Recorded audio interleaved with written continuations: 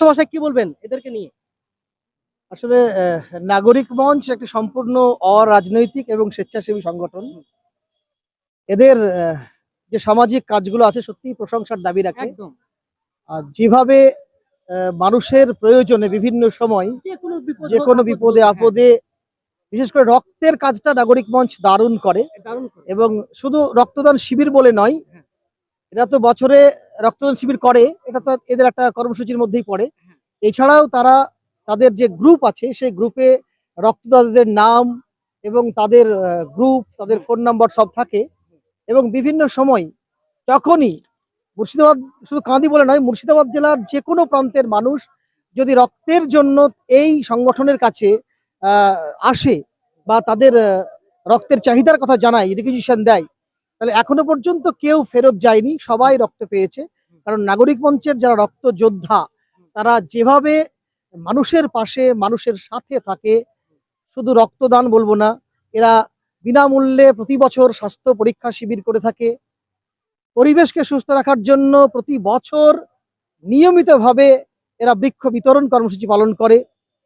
এছাড়াও আমরা দেখেছি বিভিন্ন দুস্থ পরিবারের মেয়েদের বিয়ের ক্ষেত্রেও এরা মোড়ে মোড়ে বা মানুষের কাছে অর্থ সংগ্রহ করে মানুষের হাতে তুলে দেয়।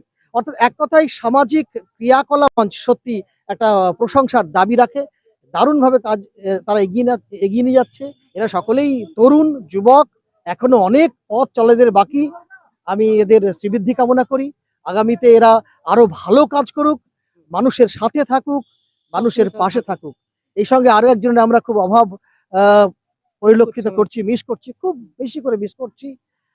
এই নাগরিক মঞ্চের, মহলন্দী নাগরিক মঞ্চের অন্যতম কর্ণধার, যার উপদেষ্টায়, যার সুপরামর্শে এই ছেলেগুলো অক্লান্ত পরিশ্রম করে চলেছিল এবং চলছে, সেই সদ্য প্রয়াত মোহাম্মদ কামাল উদ্দিন, তিনি আর আমাদের মধ্যে আজ সশরীরে উপস্থিত নেই। একটি দুর্ঘটনায় তিনি আমাদের সকলকে ছেড়ে চলে গিয়েছেন। তো আমরা দেখেছি যে আমাদের কামাল দা আমার সিনিয়র, আমার 2 বছরের সিনিয়র, এবং এই নাগরিক মঞ্চের ছেলেরা সবাই আমার কম বেশি ছাত্র, এবং তারা যে কাজ করছে এটা দেখে শিক্ষক হিসেবে আমি সত্যি গর্ববোধ করি যে এইরকম ছাত্রের শিক্ষক হওয়া চরম সৌভাগ্যের। এবং আমি এতগুলো ভালো ছেলের শিক্ষক হতে পেরেছি, এটাই আমার শিক্ষক হিসেবে সর্বাপেক্ষা মানে মানে সব থেকে বড় প্রাপ্তি। কারণ সমাজের হয়ে এরা কাজ করতে পারছে, এর থেকে বড় কিছু হয় না। সবাই ডাক্তার, সবাই ইঞ্জিনিয়ার, সবাই প্রফেসর হয় না। হ্যাঁ, তো সেই সবাই কিন্তু সেই বিদ্যাসাগরের গোপাল নয়। সবাই কিন্তু বিদ্যাসাগরের গোপাল নয়।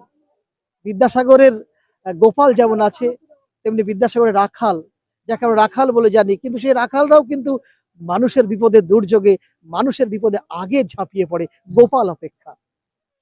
তো এই একদল তরুণ উদ্যম যুবক, তরুণ সম্প্রদায়, নাগরিক মঞ্চের যোদ্ধারা শুধু রক্ত বলে নয়, মানুষের যে কোনো সমস্যায় এদের শরণাপন্ন হলে তার একটা সুরাহা করার চেষ্টা করে। একজন শিক্ষক হিসেবে আমি সত্যি এদের জন্য গর্ববোধ করি, এবং আমি আশা করি এরা ভবিষ্যতে আরো অনেক বড় হবে এবং সমাজের একজন হয়ে উঠবে এবং সমাজকে সুপথ দেখাবে।